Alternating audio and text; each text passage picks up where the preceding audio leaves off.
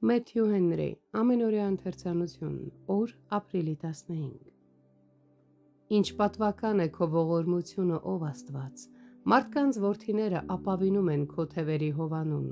Սաղմոս 36-րդ գլուխ 7-րդ խոսք։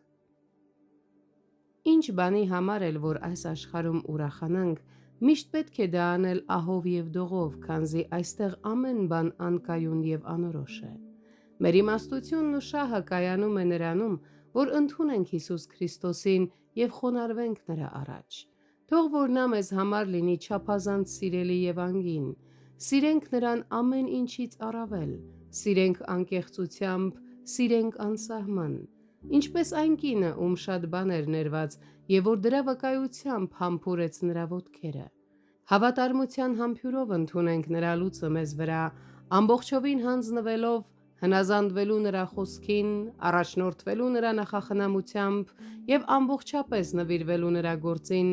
վստահությամբ ապավինելով միայն նրան։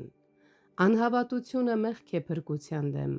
այն կարող է լինել ձեր լիակատար կործանումը, կարող է կորցնել ձեզ մեղքերի ճանապարհին, շեղել ձեզ ունայն հույսերի ճանապարհին, այսպիսով մոլորեցնել ձեզ ճանապարհից և շեղել երջանկության ուղուց։ Քրիստոսն է ճանապարհը։ Զգույշ եղեք, որ չկտրեք ձեզ նրանից, ձեր Աստծո ճանապարհից։ Շատերը կարծում էին, որ ճիշտ ճանապարհի վրա էին, բայց անտեսելով Քրիստոսին, նրանք շեղվեցին դրանից։